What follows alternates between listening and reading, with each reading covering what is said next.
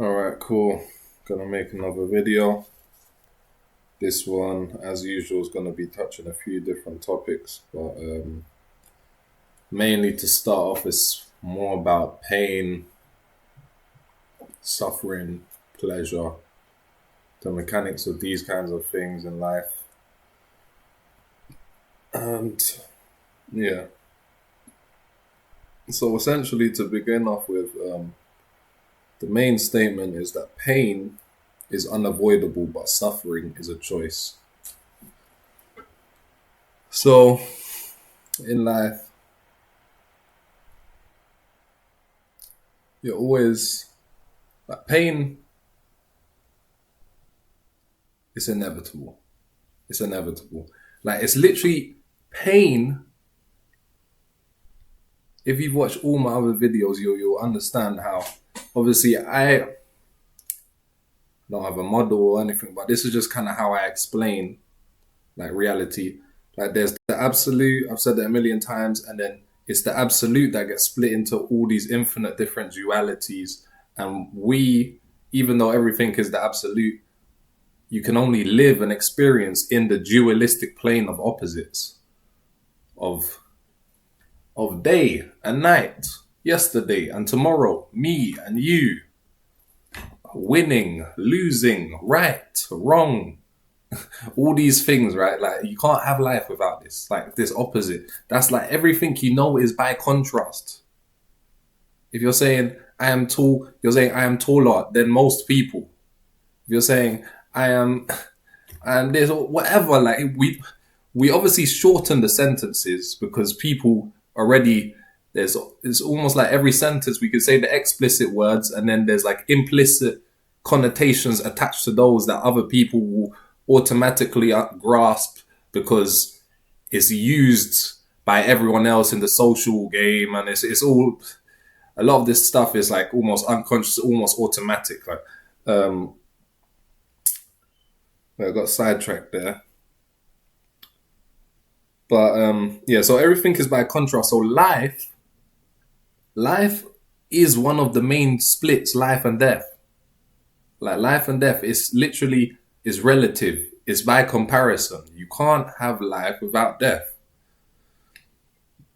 Um, so yes, life and death, but pain and pleasure. That's like one of the main. That's like the main program of the whole of life of all like organisms. Like if you even look at anything, an insect, a bird, like just anything, a jellyfish, things that you might not even like think, like have consciousness or anything. Like everything wants to go towards like the good thing, the pleasure, the enjoyment, and everyone wants to avoid the pain. That's your basic, your fundamental programming. Like pain is half of life. That's why I'm saying you can't like. Everyone tries to basically. Obviously, people try and deny this. Well, it is obvious to some degree, but like on a psychological level, on many levels, people will deny that they try to avoid pain. But for example, like even like let's say for example, going to the gym or doing something that may seem painful, and then people might say, "Oh, like look, they're choosing to do pain," but then don't you see that they're doing that? They think that by paying with that pain, by choosing to pain, by choosing to pay by like experiencing the pain of going to the gym, then they're going to be strong enough to defend themselves against other potential threats and avoid way more pain. Or they're going to be attractive enough to attract that mate that they want. So they're going to avoid more pain of not being able to get the woman they want. Or of not being able to like win in a street fight and protect themselves or their family or whatever.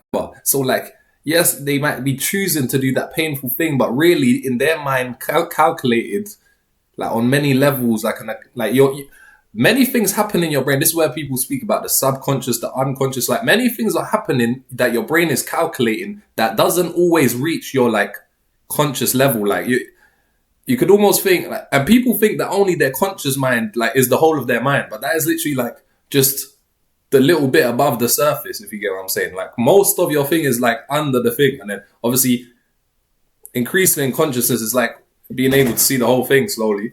But yeah, so many of these things just kind of happen subconsciously, and even when you think you're choosing to do the painful thing or something, whatever, or you think you're not avoiding pain, like you always are choosing that thing because you think overall, like in the grand scheme of things, that will actually be the less painful way. You think, it would actually be better if I choose to go to the gym and do, or it will actually be better if I like choose to do that suffering of the extra few hours of studying so I can get that really good job. And that way I'll, like, your mind obviously thinks of things as, it'll be really good. But see, that's what I'm saying. Everything that your mind, even what it thinks is good, is already always co-defined by what's bad and what's good. Like, see, there's times where things can be good. And when I'm saying things are good or enjoyable or for fun or whatever, or for love, that's when it's closest to truth. Because as I've explained with self-realization, the truth is itself, is for its own reason, its own purpose. There is no other purpose, any other purpose. Like, there's no reason to be alive other than to live. It's obvious, like, that's the only reason. You're not living to like go to the afterlife or to die well or like to do this one mission like in your life. Like, no, it's just to live itself. That's it. So, and that's what we really mean by goodness. People won't be able to articulate it, but when you're saying something's good, you're saying like it makes sense that it exists for its own reason. You don't need like a reason to explain why that beautiful art piece exists or something. Like, no, we only really start rationalizing when it's the bad stuff because we just can't accept it. But even the bad stuff is for its own sake.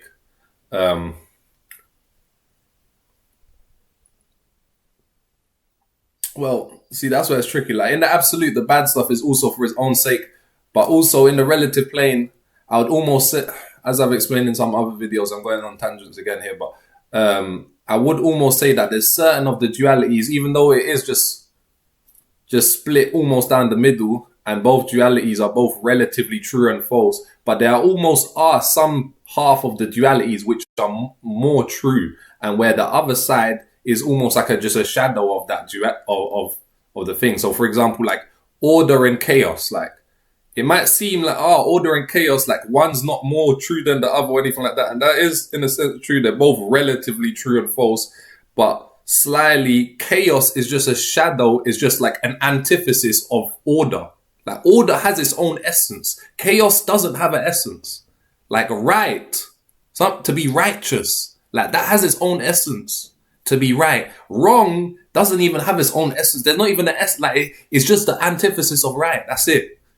So certain of all the dualities, like one of them is slightly the real one, even though it is also incomplete. Like they're both incomplete. But why did I go on that tangent? Oh yeah, because I said that pain is also for its own reason, which in the absolute is true, but slightly in the world, I would almost so you have to see that God, right? Or the self or the absolute who has chosen to incarnate and experience life, experience suffering, limitation. Yeah.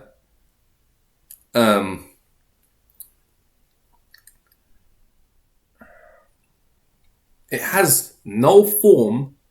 It has nothing to protect. It has nothing that it could ever lose because it's nothing and everything at the same time. Right? So it can pay any cost. That's why people think, why is there such evil? Why is there so much? And we think it's impossible. Like, how could there be like all of this? Yeah, there's like some nice stuff, but like surely this wasn't created by like an all good God and like stealing and this and that. I myself could think of something better than this. But obviously your data is already self-biased. You would skew it to your own needs, which would be wrong for everyone else. So God does it God has infinite data. You always have limited data. So you think you would make it good, you would make it only good for you and maybe like your family and stuff, which would be bad for everyone else. But God is completely indifferent and completely fair to all sides. But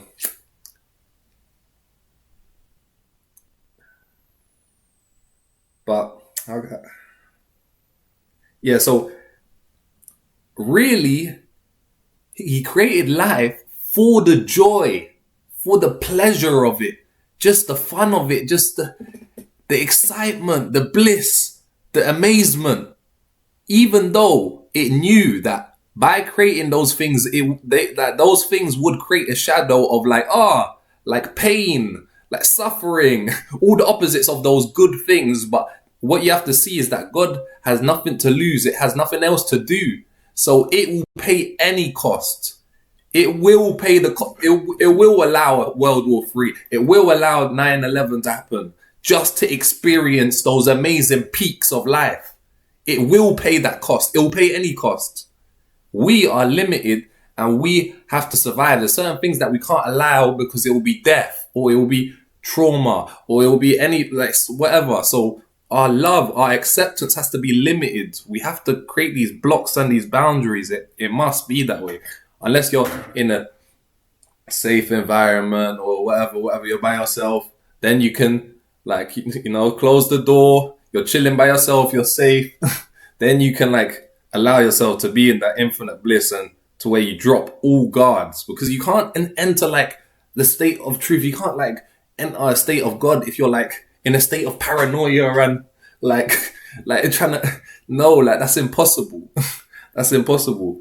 But yeah, so all the good stuff, all the things we love, like, it sounds psychopathical, but in a sense, us as incarnations, we are almost like, because you have to realize that we are God.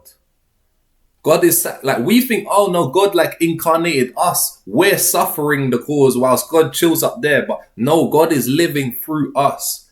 Like, only God can experience this. Like, do you think like there's such a thing as a human that can be conscious?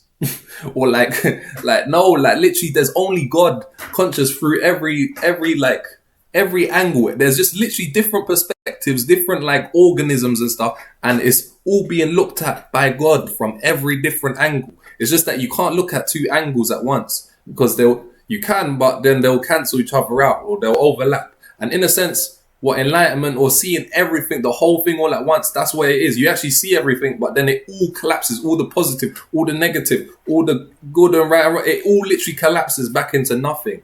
It's just a big bang and a big crunch.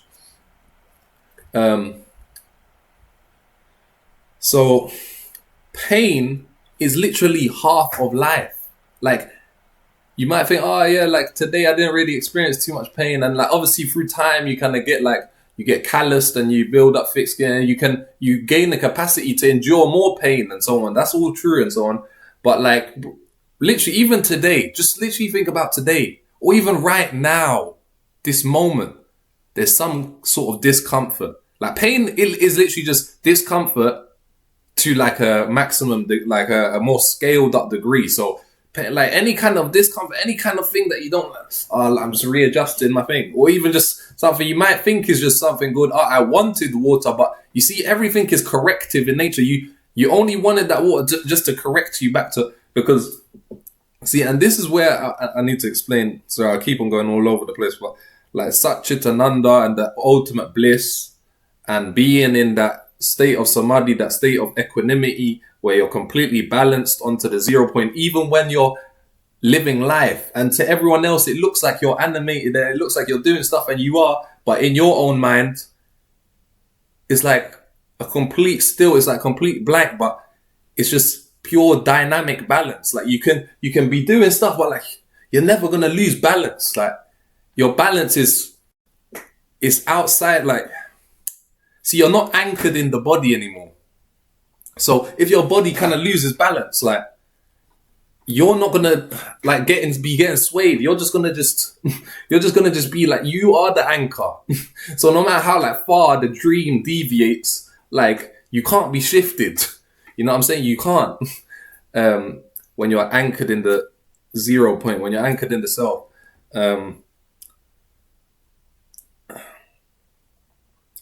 And see, so when people say, oh, when you get enlightened, you're going to be in a state of bliss all the time and all these things, that's correct. And I'm going to explain all of that properly later. However, it's not the way people think. Like, people think enlightenment, like when they think of it, what people who are unenlightened, and even how I thought of it, and what even got me into it, even though I got into it for the complete wrong reasons. But this is kind of you can't get into it for the right reasons, because like to basically know what enlightenment is before you get enlightened is impossible. You wouldn't even need to be trying to get enlightened then. So by definition, you're always necessarily going to misconstrue what you think enlightenment is versus what it actually is. And only once you get enlightened can you look back and laugh at what you thought it was. But you know what I'm saying? But basically, what every unenlightened person thinks enlightenment is, like the way, because people like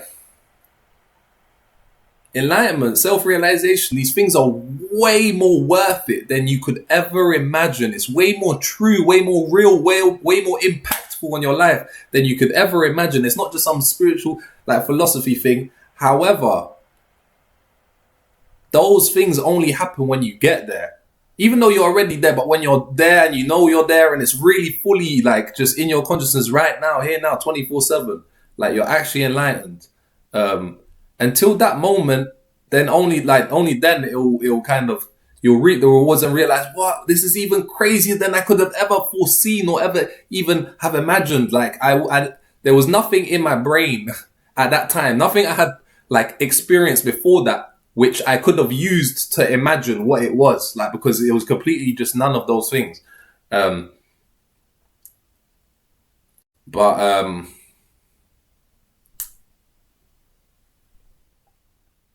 Yeah, people just think that spirituality, like enlightenment, what they think is that it's just an eternal high. Everyone's like experienced peaks before, dopamine hits and highs and stuff like that. But what they basically think it is, and what I thought it was, and the way it was described to you, the whole thing what I was saying is because even though the gurus who are actually enlightened, they know that you will be in the bliss and all of these things, and it'll be crazier than you could have ever imagined when you get there. They can't really tell you exactly what it's like. They can't really tell you like the whole process. They have to kind of sell it to you a little bit. They have to kind of put a little bait there, even though the bait is way smaller than the actual thing. Like usually a bait is used to trick people, like put you in a trap. And they are almost putting you in a trap, but they're putting you in a trap to where you're going to win in the end. But you just don't even know that yet. Like, because you're so ignorant, you have no idea, you think you know better. So like they have to put something flashy and tell you, oh, like the bliss, the spiritual bliss and all of this stuff. And then only then a normie will kind of hear that and think, oh yeah, I want to get enlightened too. Like I want to be like spiritually enlightened and be spiritually high all the time with high vibrations and stuff.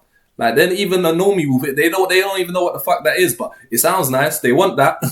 They just think they'll get there, hit the switch, and I'm gonna be blissed out all the time. I'm gonna be like high on drugs without any drugs. Amazing. That's basically what I thought it was going to be like.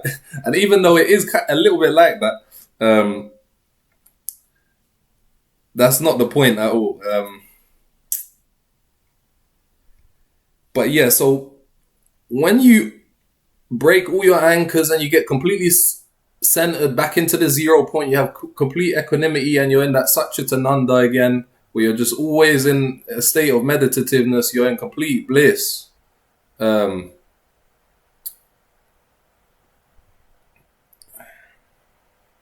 Everything is perfect in that moment. That's why no action needs to happen.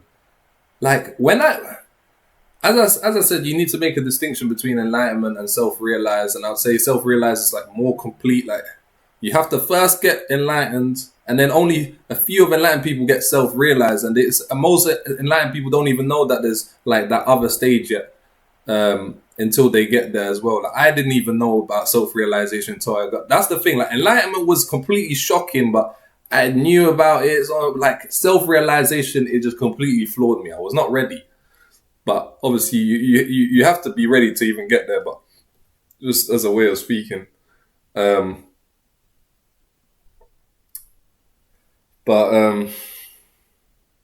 Yeah, so yeah, like, and the reason why I said it, because like when like a reference, if you want to know, like, alright, cool, like what's really self-realizing, what's the difference? You're saying this, I thought self-realizing, like obviously I'm not trying to say this teacher's the highest or that guy's the most enlightened or whatever, but when like a perfect like kind of poster boy, like the perfect like embodiment of self-realization. I'm not even saying you should try and live like this, or if the guy doesn't look like this, then he's not self-realized or something. I'm not saying that. But Ramana Maharshi, like actually go and like see some of his quotes or watch his like. So obviously he's dead now and all that, but like there's one on YouTube. It's a 1 hour video I think called Gianni or Diana or something like that, or some. Just watch something like some things like he is too direct. Like I can just tell by the way he's saying it and literally all his statements. Like it's just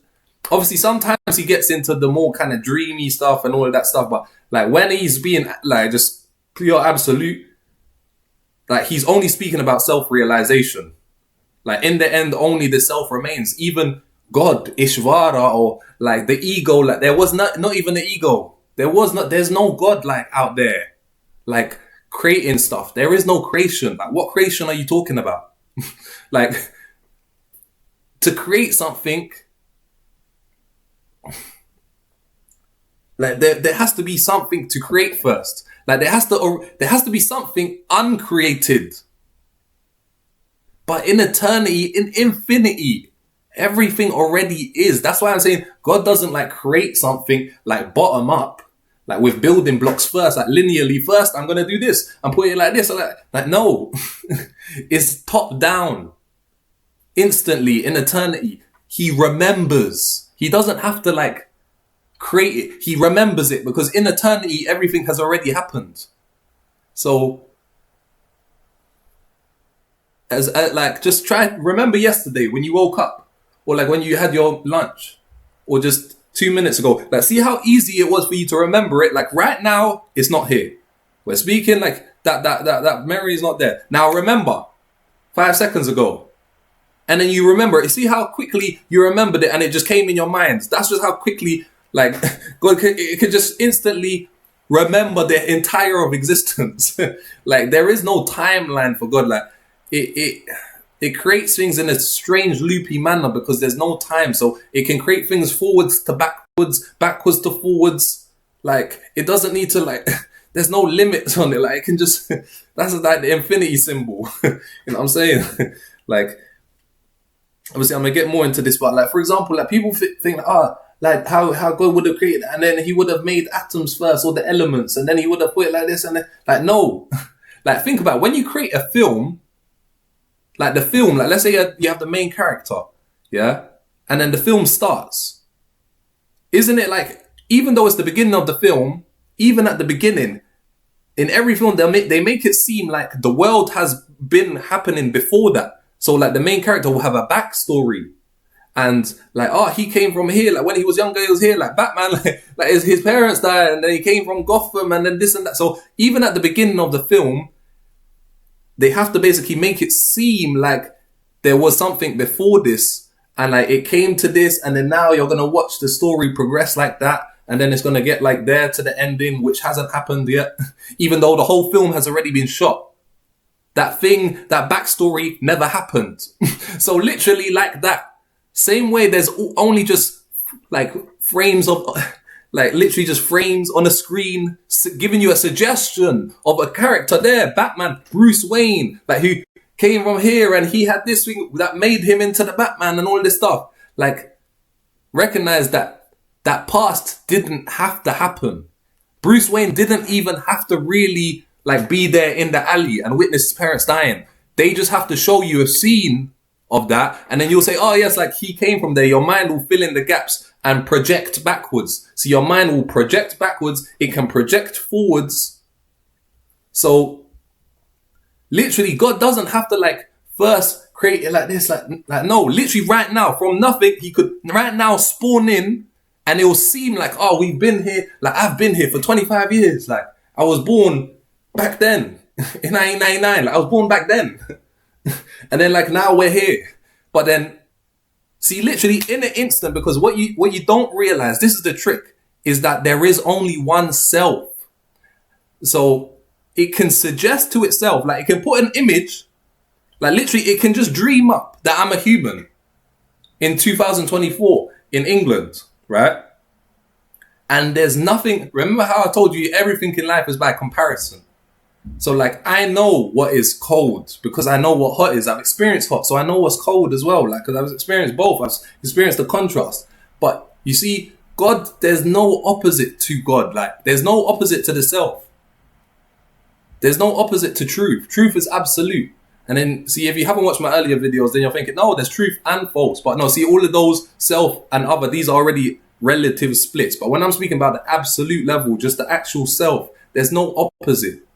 There's no like anyone else. So this dream in front of before his eyes, like when you're asleep at night and you're in that dream, why is it so real to you? But then when you wake up, it's obvious that it was just a dream because now you have this other thing which you call real life, even though this is actually just a longer dream with different rules and so on, which I've already explained how there's dreams couched within dreams. And hold-ons and how scale and time and space and all of these things are all just one, and it's just 0 point expanding and iterating in different forms and amalgamations of forms. But see,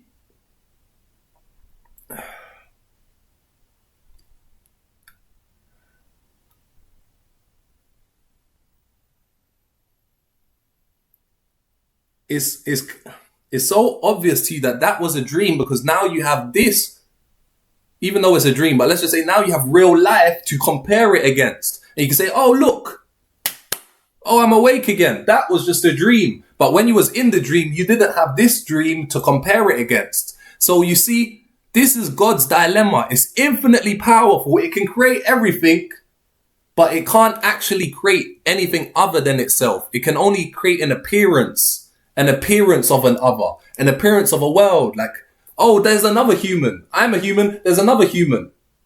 But there's not even two humans. There's just the self. There's just the self, like, imagining to itself.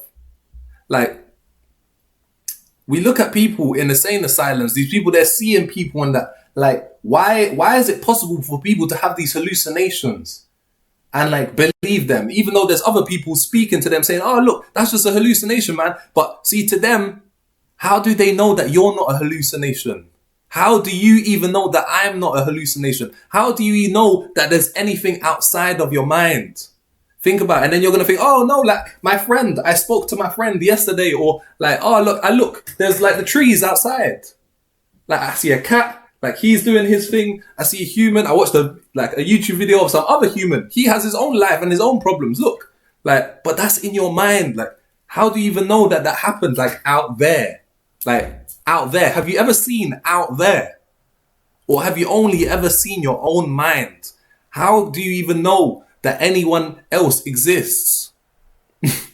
Like, so with God, yeah, this is the trick here, is that it has infinite capacity to create any image or appearance. So it can create an appearance of the infinite universe, or you as an ant, or as a human who's alive, or as a human who's dead, or as this form or that form. In any point, it can shapeshift just like that, and it has an infinite capacity for remembrance and forgetfulness. It can create like this thing, and same way, like see, like people think, oh, like if you had like past life, you could have had infinite past life, but if you forgot, like if consciousness just decided to forget, you won't remember.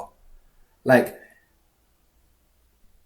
you could have had infinite lives, you could have been here for infinity, but if you forgot, then it's literally just like you've been here for 1 second, so it doesn't even make a difference. Like if you actually forgot, and then if you actually remembered, you would actually remember like just everything. So it has infinite capacity for imagination. It has infinite capacity for will, for remembrance, for forgetfulness. So basically, creation is God's will because it's absolute, it's infinite. There's nothing outside of it. Because I was trying to explain this in another video, but I don't know if I fully explained it. But see, the absolute is infinitely unlimited and powerful because think about any time you've been limited, like another human, your boss limits you, or your parents, or the laws of physics, or something. You know what I'm saying? You can't fly because of the laws of gravity, or whatever. Or you can't go back in time because of like time and space and whatever. Like, so everything, you have to always be limited by something outside of yourself. Like, all right, yes, your body can limit you, but your body is not yourself. Of course, we've gone past this now. Like,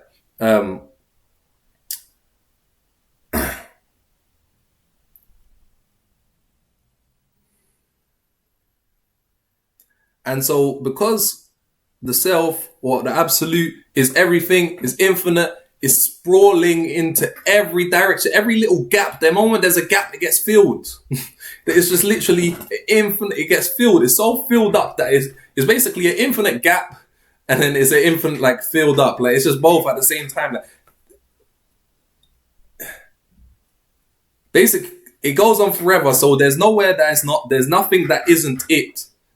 And because there's no opposite, there's no one outside of it to limit it. It's unlimited. There's nothing that can limit it. So it can create anything. Like it doesn't, like it could live. You could literally go to sleep right now, live 1,000 years in an alternate universe, forget in an instant, like wake back up, and then it'll be like, oh yeah, like, I just went back to sleep and woke up. Like if you forgot, you actually forgot.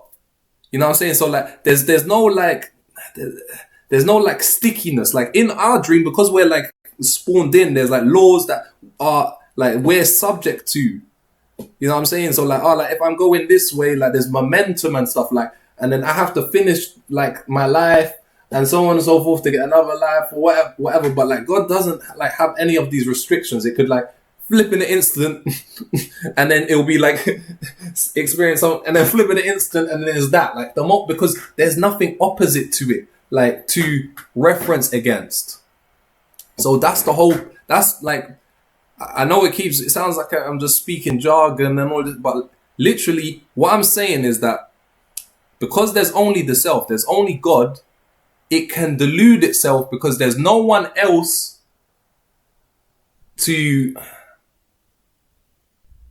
like everyone else is imagined by it.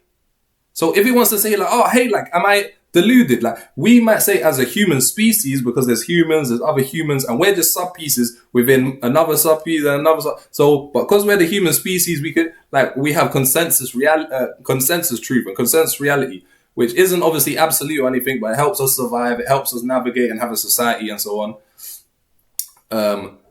And so we kind of have this thing to where if we all agree on something, then we say that that's the truth, even though if it's not absolutely true, but you know what I'm saying, so on and so forth. But like we could say, oh yes, like we could label this is psychosis. If you're having like hallucinations or this or that, you're schizophrenic. And then like those people are having those hallucinations, and then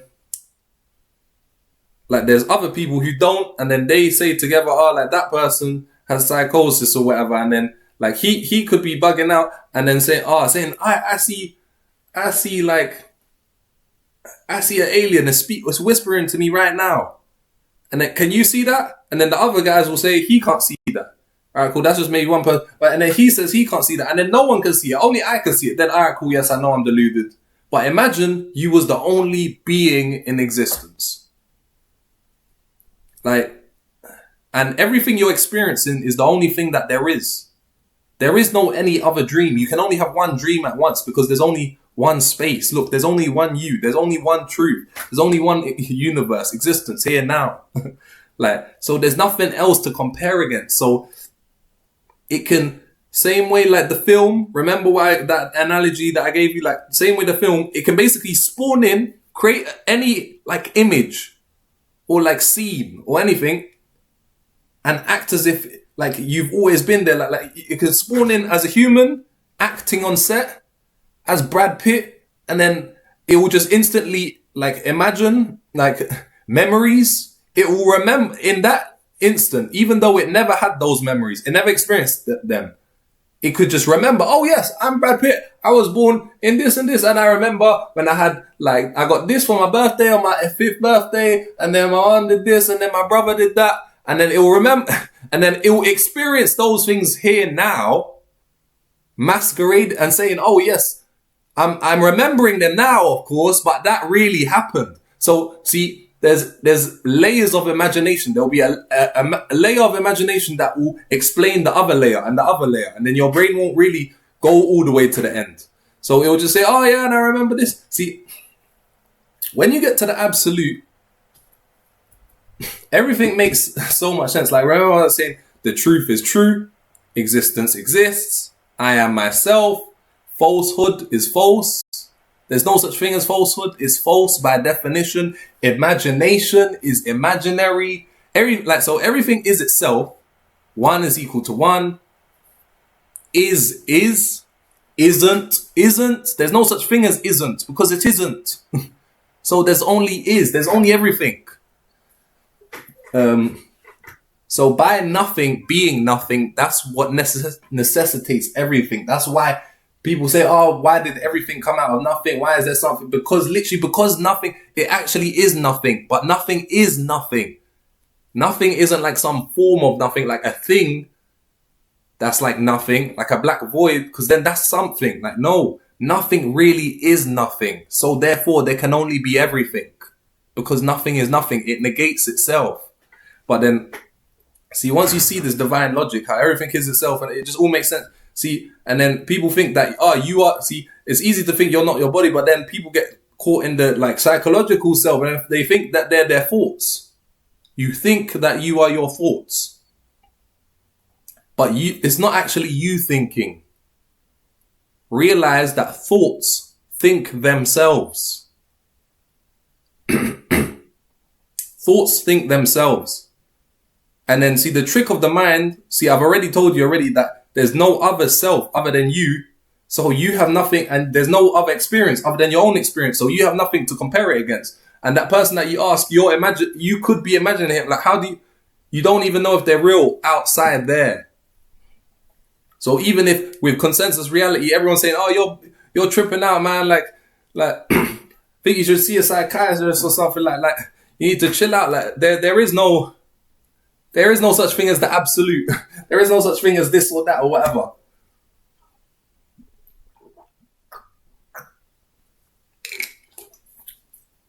Normally, like, let's say if we're speaking just about normal survival thing, like, is that tree there? And you ask another human, is that tree there? And then he says, yes, that tree's there. And then you ask, is that tree there? Yes, that tree's there. All right, cool.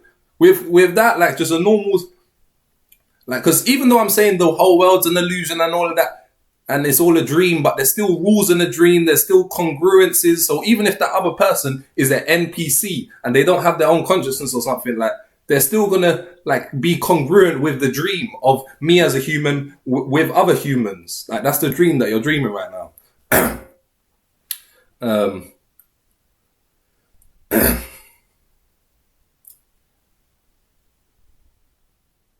And see,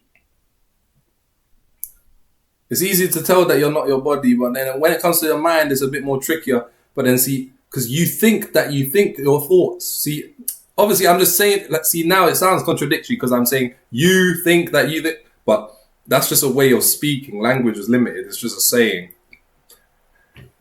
Thoughts think that you are thinking them. So, and let me put it to you like this: the way the mind tricks itself as well is that it seems to you like there are thoughts that, yes, may happen automatically. Like, you have that one, like you saw some model, like, or you saw, I don't know, some people did like Jennifer Lawrence, or I don't know, like a woman, like a beautiful woman or whatever that you like, whatever your type is, and then a thought just automatically comes, I would fuck her. Like, some thoughts kind of happen automatically. You might say, yeah, like there are some thoughts that I don't think, they kind of just happen, but like then there's thoughts that I choose to think. Like this, I'm choosing to think this in particular, as opposed to that. There might be one thought that comes automatically, but I'm choosing the majority of my thoughts. That's what you think.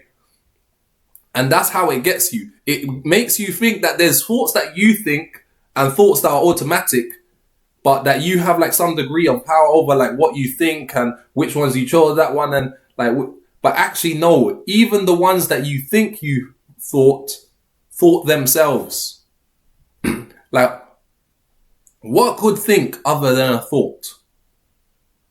Even realize that every belief is a belief. That sounds so stupid and nonsensical, but like you'll say, oh yeah, of course a belief is but like only a belief could believe a belief. So, like, for example, you say, I believe in God. Like, see, you can't know that you believe in God. You have to believe that you believe in God. See, belief has to back up itself. Like, you have to believe another belief to believe that belief, and couch, like, you're building a house of cards of beliefs. You're thinking a house of cards. No, like, not you, but like thoughts are thinking a house of cards of themselves. And like thoughts, even though they are themselves, their whole mechanism is to appear as if they are being thought by a sentient being, a human, or like a dog or a cat or whatever. Like, thoughts are, by definition, even though there's no one there. This is why I was saying how we could program AI to become conscious and so on. Like, there doesn't need to be a soul there or something, like a substance. Like, that thing that you think is there in your body, like that soul, like, that's nothing. That's an empty space. It's just truth itself. You think you're alive. Like, when, all right, cool. If I say, oh, are you enlightened, or are you like a good person or a bad person? You might be like, oh, I don't know, like, I'm relatively good, or this or that, or you might be wishy. But if I say, are you alive right now? Like, do you exist? Like, and then if you've been brainwashed by a spiritual, you might even think, oh, like, I don't even exist, and this and that. But who's even said, like, see, really and truly, when we get back down to bare bones and forget all the nice philosophy and all that, you really think you exist right now. You really think you're alive. Like, that's the most certain thing you are. That's really the only thing you're certain of. You know that you're here right now. Like, you know that you're alive here.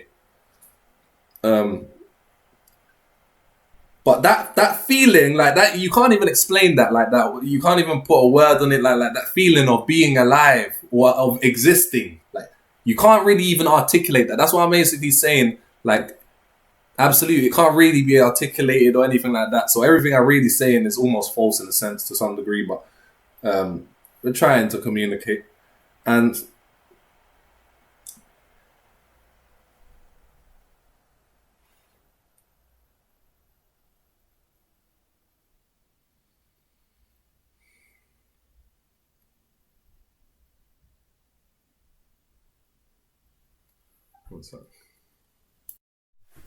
yeah, so that feeling of existence or being alive or whatever, that feeling that you think, that everyone thinks, oh, that feeling of being alive, that thing that you can't articulate, but is the most true thing for you, that you think you will be lost at the moment of death.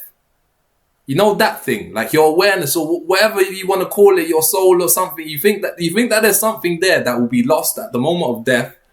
The thing that's always been there. That thing, what you think is life, that is just truth. See, truth is not a describing word. I'm not saying like, oh, it's like true that it's that way. It's not like, I'm not using the word truth as a description. I'm using like truth. Like, truth is itself. Truth is true. Like, that's what it is. You are true. When you think you're saying you're alive or you exist, that thing that you're saying, oh, exists or is alive, like that feeling, that very thing that is there that makes you think you're alive is the feeling of truth, of eternal, absolute truth. And that thing that you think will be lost, like when you die, that remains because it's true always. It was true even before you were born. Like that thing, that feeling of absolute, of existence, of truth, like of being alive, that feeling that you think is contingent upon this body's life, you think is conditional. That thing is actually unconditional. No matter what condition, it will always be there. Like, something can't make that thing arise. Like, that thing that you think is consciousness or life or whatever, your soul or something, like that is actually just truth. It is itself. That's the ground, but that's the substratum of reality. All right, cool. So I've gone on some tangents here, but let me get back to the base. So actually, because I have been like slightly covering everything all into one, because I kind of just remembered my notes in some degree. But yeah, let's just get back to just the bare bones again, which is like the root of the video. So pain. Yeah, so pain is unavoidable. See, how did I even get to all of that stuff through pain? But like, yeah, so because I was explaining the dualities and all of that. See, so half of life already is pain and pleasure. And the main like game of life, this literally, obviously this is very simplified, but in the most simplified version, reduction, like, but it's still true. Like, whilst holding the resolution and the truth, the most bare bones way of explaining it is that life is basically pleasure and pain, good and bad, like, you know what I'm saying? Survival or death, whatever. So, but there's always like a good side of the duality and a bad side, like the ones and zeros, and you're programmed to always go to one side, but then the other side is always there. And because it's also still a zero-sum game, the more you chase that like pleasure, see, everyone thinks that, or that profit, because people aren't aware that it's a zero-sum game and that it's actually zero, and that the scale is a dynamic scale and it will always be like balanced. It can be unbalanced for a brief amount of time, but as I said, time is the unfoldment of truth. So the more untrue something is, the shorter it will last and the quicker it will get rebalanced. But the more closer to truth it is, the longer it will last, because it will have more integrity and there won't really be anything like kind of going against it and degrading it, because it's holding itself. Like the truth is integrous, like the truth is itself. There's nothing creating it. That's why everything else in the relative plane creates each other, and that's why there's a whole ecosystem, because everything reinforces each other. Like you need hot to have cold, you need life to have death, you need like animals to have insects, to have fucking mammals and this and that. You literally need, there's not one thing that part of the equation you could take out. Oh my days. That's how you know I'm speaking truth. Something just fell down. I had like a couple of things piled there and it fell down. See, even that needed to happen.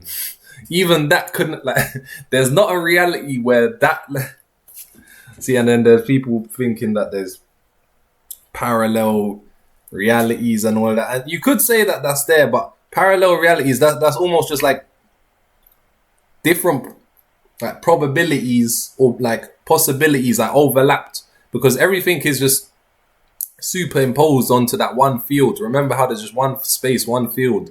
So you could say alternate realities are just all the different possibilities that you could have taken, or that thing that could have happened, but there can only be one collapsed wave function at once. This is how I explain the quantum mechanics and all this, and how the subject affects the object, and it gets collapsed the moment the person sees it. That's why multiple people could look at the same thing and see a different thing.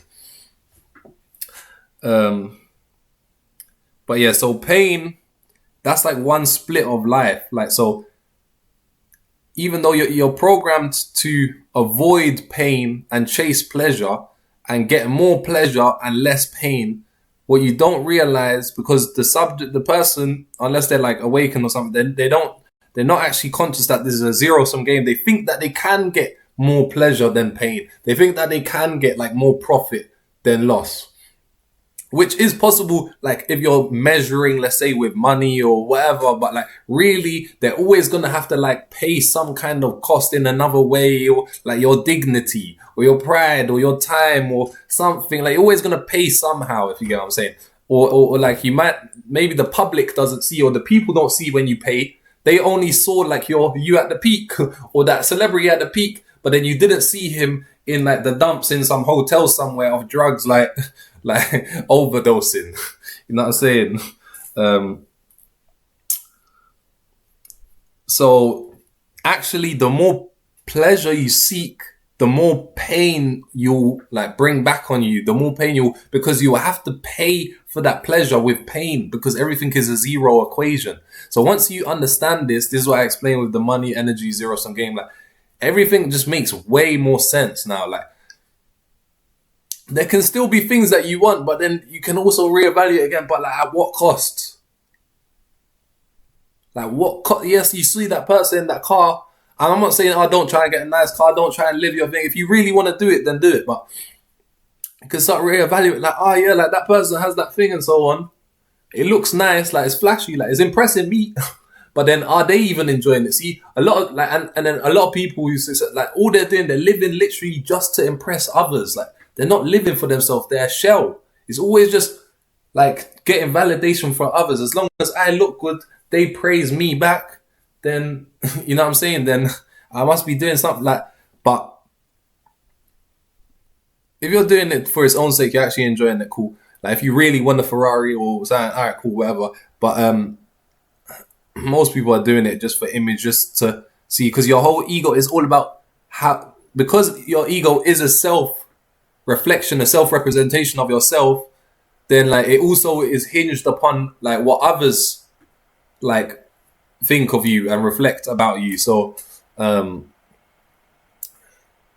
was gonna make another video on that as well, and like how this ego, the micro self, like recognize the psychological self, like the ego, like that wouldn't exist if there were no others. And obviously, I am saying in the absolute, there are no others, but like you as an incarnation, like there's many other humans. That's why there is like an ego that makes you act a particular way. Like, and why do people act way more authentic and stuff when there's no cameras on them alone in a room or something? Because they're not like, and then obviously it can get so deep and ingrained from your social conditioning that you could even be acting like that when you're alone. But see how that's just like, it's just bleeding over into that. And then if there was really no others, or if you spent enough time alone, all those conditionings, that thing that you think you like, that particular drink or that house that you think you need, that you might not remember, but you only wanted it because it traced back. Like when you were 7 years old, you saw that celebrity in that house, and then now you think you need that house. But realize obviously desire, as I've explained in my other videos, is always part of life, and you'll never get away from that. But recognize that what you desire, a lot of these things, you think you really want that thing, but that was just actually something that was pre-programmed, suggested to you through advertisement or through like peer pressure, or your friends saying this or that. And then that made you, because everyone, no one knows what the fuck's going on. Everyone has just been born into this chaos. So, but everyone seems to think that others know. As I explained in my other videos as well, I really think like a lot of my videos build on top of each other. So the ones who've watched multiple of my videos, this will help them out way more.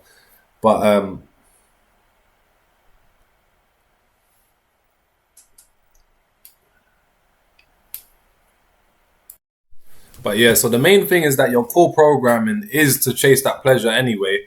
And how you chase it, if you want like, getting that pleasure by getting that house, or that particular girlfriend, or that particular achievement, or that particular level of status or whatever. Like how you achieve it is subject to like all the data that you've had, like your past experiences, your past impressions, your past friends, all of this kind of stuff. So that's kind of arbitrary. But you're always going to be chasing something, you know what I'm saying? But then the higher you're chasing, the higher goal you chase, with the more pleasure that you'll get or reward that you'll get, the more you're going to have to pay through suffering along that process. It might not be paying through dollars or something, but you're always going to have to pay. Everything is earned. So in a sense, this is the way that the game stays completely balanced, completely fair. And yes, there can be times where someone stole your money and that seems unfair, but then he's going to pay somehow. And like you have to realize it has an eternal scale, and it allows for deviations which get rebalanced like a lot over time, if you get what I'm saying. But pain, all right, cool. I've explained many times. It's just part of life. It's half of life, and you're trying to get away from it. You're trying to get the pleasure, which you think is opposite to pain, but really pain and pleasure, they're the same thing. It's just almost, all it is an intensity.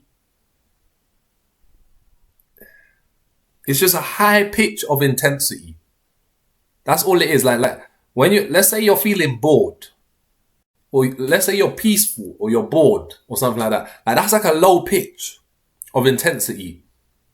Like you're alive, you're conscious, but it's like a low pitch. But then like why do people enjoy skydiving or bike riding on mountains and this and that? And it's not even per se like I'm saying they're getting more like spiritually conscious and all that, but like in that moment, like their life is on the edge.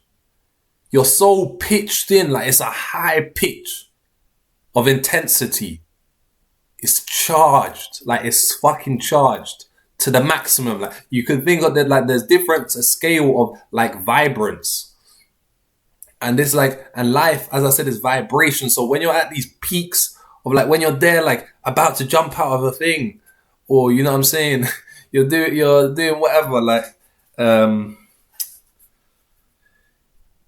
you're basically in a high pitch of intensity, and then basically both pleasure and pain are high pitches of intensity. It's just with different interpretations. So your body, like there's certain like so even the same experience you could interpret in two different ways. The same person could interpret in two different ways.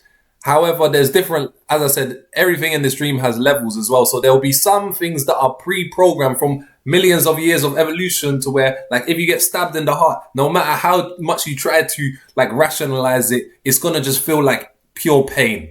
Like, you won't be able to try and recontextualize that into pleasure. Even though there's some people who, like, are, like, complete masochists, and in a sense, they're almost ill. But, like it's like their psyche's just flipped the other way around. It's literally just the same, but it's just flipped. So now, like, like pain is pleasure to them, and pleasure is pain, or whatever.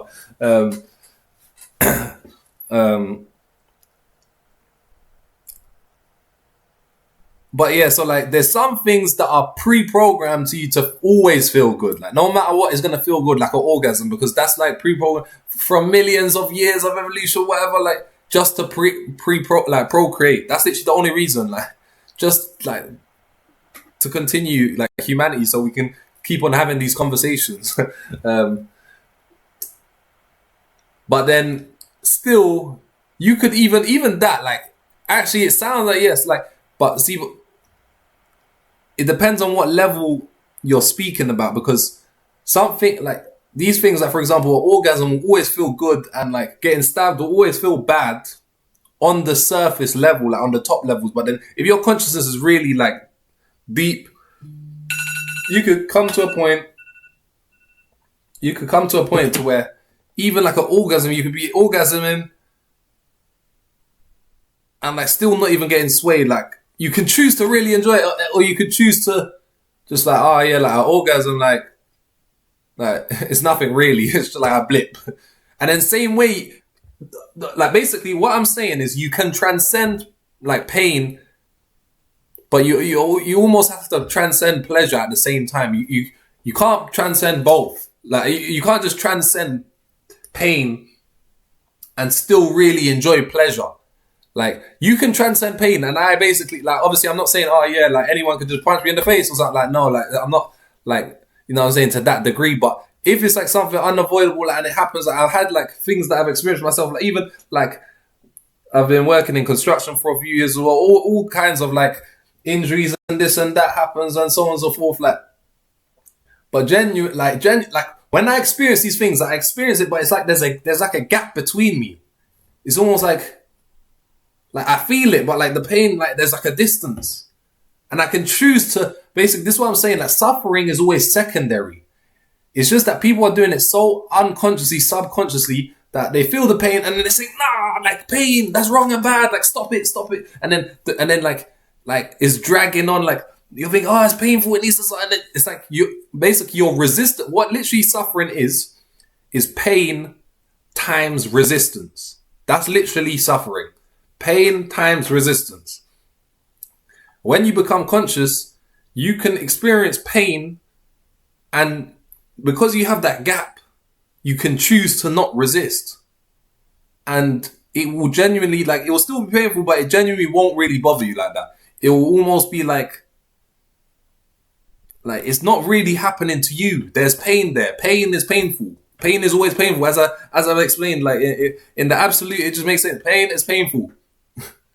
Everything is itself. Pain is painful. It doesn't matter. Like, but you can choose to not suffer, and that seems like that doesn't sound all that. And I hear it. Yes, it would be nice if we could just completely eliminate pain. But I'm telling you, it's crazy how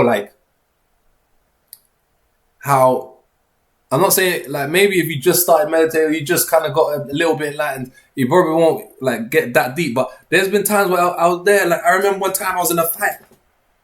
I got punched in the temple. Like I was actually stunned. Like things was in it. But I remember so clearly in that moment, like that day I actually learned, I was like, rah, like even though I was so stunned, bewildered, I was still so stable, so clear, so so lucid. There was never a moment like where I kind of, and even though like my actual body was swayed, like I'm there like versing two guys that I fight, it's crazy. But and then like anyone else would have looked at like I said, oh, that person's looking rocks, like looking stunned and that, like out off balance. But to me, like, and I was like felt like the micro self, but it's kind of like there's a distance, like it's almost like you are still in the body, but there's like a gap. It's almost like you're watching someone on the screen. Like it's like you could watch a film and then like the main character like gets shot or dies, and then you're gonna feel like something about that. But it's not like you got shot. Like you still feel pain like that the main character got shot and died, and wow, like because you invested so much time, you've been watching them for 5 seasons and that, and it's kind of like that for you. Like now, your own what people thought was themselves, like what you used to think was yourself, is now just like your player character. That oh yeah, like I've been in this body for 25 years. Like it would be kind of sad like if I died and stuff like, but like it's so clear that it's not you. Like you're perceiving it, like or it's being perceived.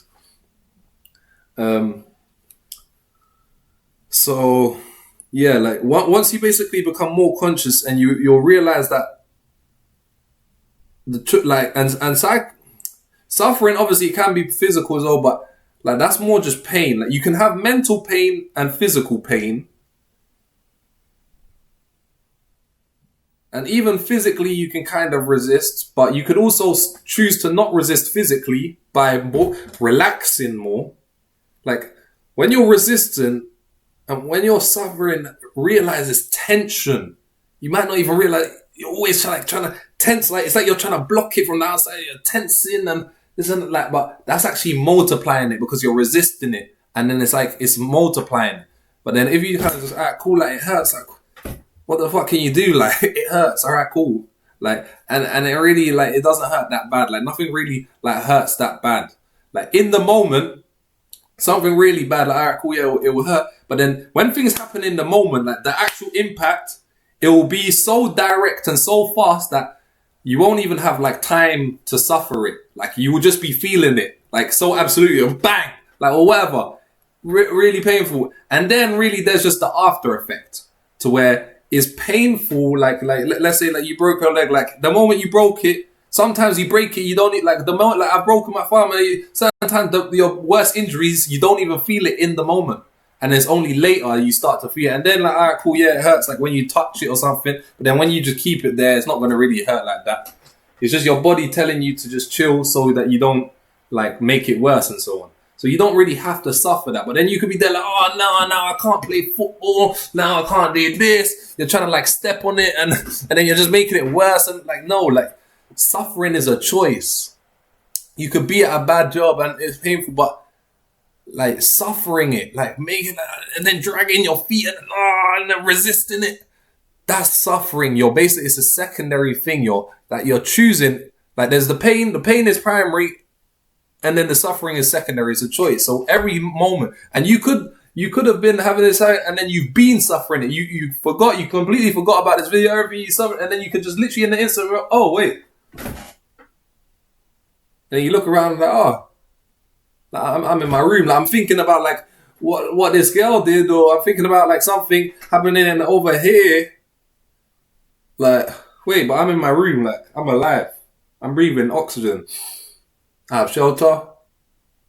Oh yeah, like it's like it's all in my head. Like I'm just imagining stuff. You know what I'm saying? So that's all about it. Yeah, so I covered suffering, all of that. I discovered how pain and pleasure are basically the same thing. It's just it's like the opposite is the same on the same coin, same as all the other dualities. But pain and pleasure are basically the same thing, but it's just really intense emotions. They're both really intense, but it's just a different interpretation.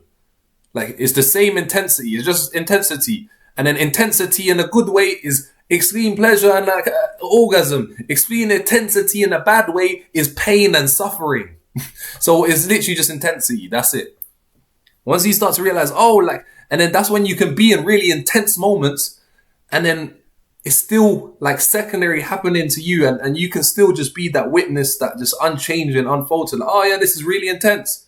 I can choose to like lose balance and get all stressed about it and flustered, or I can, oh yes, like this is a tense moment. This is a high stakes moment. If I fuck this up, I can something, and then you act accordingly, but you're still so stable. And yeah, so I got a bit sidetracked at one point. I was explaining the Satchitananda and the bliss of like, oh, when you get to that point, and how people think that enlightenment is just some infinite high and all of that. And yeah, that's kind of true, but that's when you're actually anchored in the zero. And the main reason why a lot of these enlightened people do less and all this stuff is because actually everyone else is acting from the ego, which is incomplete. So they're always trying to chase that thing to complete themselves and get the more pleasure and all of this and that. But then from this point, you're complete. You are the pleasure. You are the bliss. So there's no need for corrective action or to go there and do that thing or to get that thing to feel better or anything like that. So that's why the Satchitananda, the bliss is actually eternal. Like, actually, if you do hit that point, like you do always feel, even when my player character feels bad, like my true self enjoys it. I even enjoy when I feel bad. Even the pain feels good. The pleasure feels good. The pain feels good. Everything feels good. It's juice. It's life. It's the contrast. Like, and see, and I wouldn't be saying this if I was in a valley. See, my whole video thing is called Peaks and Valleys. About the definition of a peak. The definition, like when you're at a peak, when all the valleys feel worth it. You think, fuck it, I'll pay any cost. Yeah, what? Bring more problems. I'll solve any, like the peak. It feels like it's so good, everything was worth it. And the valley, by definition, when you're in a valley, it feels like no matter how peak, like no matter what thing I could gain on the other side, no matter what profit, nothing is worth this low. Nothing is worth like children being malnourished and stuff. Nothing is worth war. Nothing is worth like this pain that I'm suffering at work and grinding and being some wage slave. Like, what am I doing it for? What's on the other side? Even what's some sex, some like a bit of status like that. That's like worth this. Like, it's not. See, like when you're in the valley, by definition, you're gonna feel like it's not worth it. But when you're at the peak, it's always gonna feel like it's worth it. But actually, it's completely balanced. Always, it's always zero. It's always actually exactly worth it. That's the thing about it.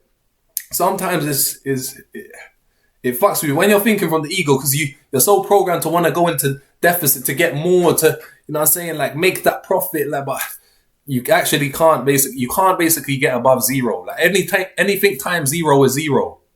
So that doesn't mean you still can't get a lot, but it's always going to have to be earned. It's always going to have to be paid for. The cost is always going to be completely equivalent. And the amount of pleasure, like you can like chase less pleasure and less enjoyment, but then, and then you'll get less pain as a result. And then, all right, cool. Yes, there are some people who live just shit lives and so on, like who they don't really get a lot of like pleasure. And you could say, oh, they just have a lot of like pain, and people would say that. But even that person like who has a shit depressed life, yeah, they probably do have a shit life and they don't enjoy it. But I'm sure that they probably have a lot of dopamine hits, like when they're playing their video games or doing this or that. Like they have all kinds of ways to where they're just using it as cope. You know what I'm saying? But still, they're gonna still be getting peaks like along their way. Like no one is just in a constant valley, because by definition you can't be in a constant valley.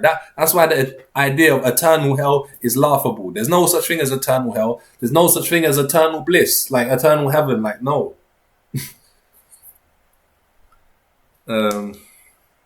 By definition, see, and remember I was explaining like playing the pleasure as like a high intensity, like all these, like when you actually have like spiritual awakenings and these like spiritual experiences. See, obviously there's like an awakening, a direct awakening, and then there's spiritual experiences, and you could have like one without the other. Like you could have a spiritual experience, like some like biblical experience, but then not be enlightened. And you could get enlightened without really having experiences, but then sometimes, usually they overlap. You know what I'm saying? Like, and usually they overlap to some degree. Like usually you will have like some crazy experience and then kind of like get awakened from it or something like that. But it's not really necessarily that it's like together per se. But I've had both. But like basically those like spiritual peaks, like when you're basically not necessarily saying when that moment you get, but when you're actually like, and usually those peaks, obviously after a certain point, after self-realization, you're not even really chasing them peaks anymore. But when you're like, you've just like gotten enlightened and you're not self-realized yet, and you're kind of just exploding and in the spiritual joy and all of this stuff, like at that point, that's kind of when you're gonna be having the most peak experiences, because you have the consciousness now. Like you're not like self-realized, but you're like, you have like way higher consciousness, and you're still like trying to like expand, like, and just be like more enlightened and all this stuff. So that's when you're gonna be having like these crazy peak experiences. But what you actually realize in the end, that those peak experiences, like that peak state of consciousness, when you're like being conscious of the whole entire like universe at once, like that can't be sustained. That's like the highest. It's like concentrated life.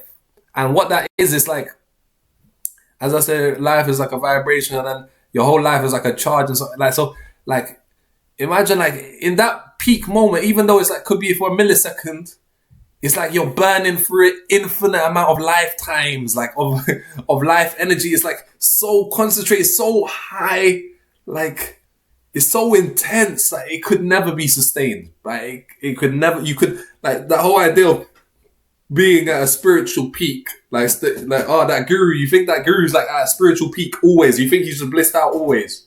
Even though he is blissed out, and I'm going to explain the levels of bliss, but he's not in that state. Like he's been in them states, like to even be able to articulate this and stuff, but he couldn't, like you can't function as a human if you're in these states.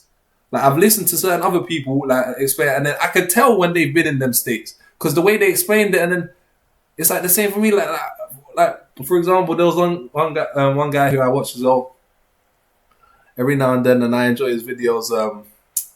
Spiritual Renaissance, Yash and that, and then he was saying how he's like had some experience, and then even what he was saying, I could just tell. Like I've had the same thing. I've had times where I'm lying down. I explained in other videos about like the orgasm to the upside as opposed to the downside, and like how just what people think is the best thing, like sex is these little peaks, and then like what I'm saying is the infinite peak. And like when you're experiencing, like if you saw me in those moments, like there was times I was just lying down, like just, it's gonna sound crazy. It's gonna sound crazy, but I almost just, I can't even say it. I can't even say it. Like I was just there, like I was just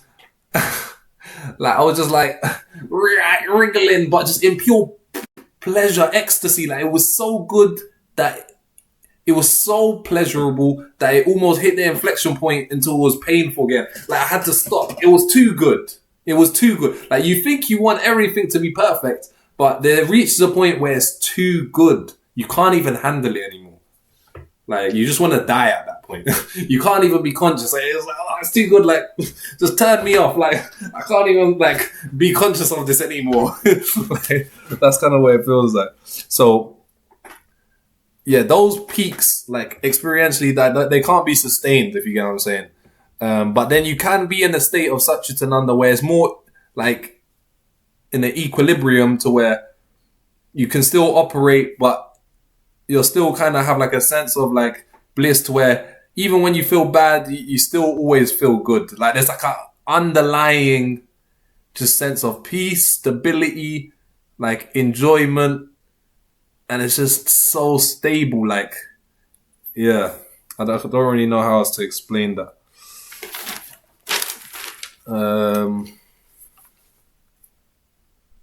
Yeah, because yeah, the strange loopy mechanics of self-creation. Yeah, I kind of explained all of that. So yeah, like God creates through absolute will. Like literally what it wants happens, because there's nothing other than it to want anything else. Like let's say a human, like on a relative plane, if I want something and you want something, like we might have to battle. That's why wars happen, conflict, everything. Like I want that cake, you want that cake. We can battle for it. We can like split it, or we can battle for it. And then if I win, then I get the cake. If you win, you get the cake. But then see, if there's cake and there's only me in the room, I'm going to eat it. I don't have to battle anyone else. So it's literally like that for God. Like God can create anything. There's literally no opposition. The only opposition is the one that it creates. And then it acts like, oh, there's a devil like versus me, equal to me. But he was the one that gave the devil power. So yeah, like it doesn't have to, it's not limited by these laws of linearity or anything. It created linearity. It created time. It created space. It's not limited by that. It created gravity. It's not limited by gravity. So it doesn't have to like create reality linearly and create building blocks bottom up through this way. Like it can just literally imagine something by will, not like through a process. A causally, a mechanically, by will, in the mind of God, it imagines. And that's why it is almost magic. Imagination, magi, imagine that. Like it's literally through imagination, through magic in God's mind. Physical reality, like this right now, this screen you're looking at, that's in God's mind. That's an imagination. Like actually realize you are God imagining like yourself as a human looking at a physical laptop or whatever. So yeah, like it wouldn't. You think it would? How would I create? Like, so if I was God, how would I create? At first, I would do that. No, like God, it doesn't create like that. It can literally spawn in. It doesn't even need to be a human. It could spawn in as an ant or as a thing. Spawn in and have like false like memories, and then it will spawn into a world that is already created. That's why there's some amazing shows, yeah. Or like films like where like where it will have these strange loopy like things to where yeah, those are crazy, yo. To where, for example, it could incarnate into a universe. Like literally, this is like what you did as God. You incarnated as a human into a universe that seems to have always been here. Like I clearly didn't create this. Like, I was born into this world. This world has always been here. It was here before me. Like, I was born in 1999. Look, there's things that happened in 1987 and in 1753. Like, those things that happened back then. And then there's going to be things that will happen after. And, like, there's things that are happening behind the curtain. Like, when I go sleep, the world still carries on. And so on. And then it'll seem like, like, yes, like, there are buildings and stuff, like phones. Other humans created those. Like, and like you're seeing rivers and mountains and stuff. Nature, like the laws of nature, like created those things, and other animals. The laws of evolution, or like you look at the universe and you're religious, and then God created an external God. See, God imagines another God, an external God, other than itself. God imagines a God other than itself and believes in that God. It will say, God created this. God is saying that God created it. But it's saying it as if God is someone else other than itself. Only God can trick itself into thinking that it's not God. And that like some other God created it. But it's God imagining this.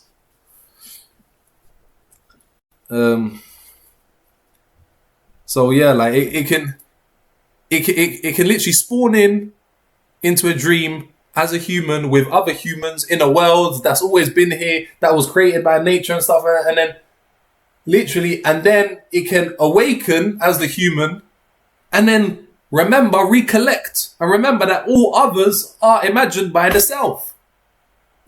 So I created this whole world by imagining like others, imagining an external God, imagining like laws of physics that like, and imagining a body that I was born into and that I was interacting with them and it like playing as if it wasn't me, and then remembering that I imagined all of that.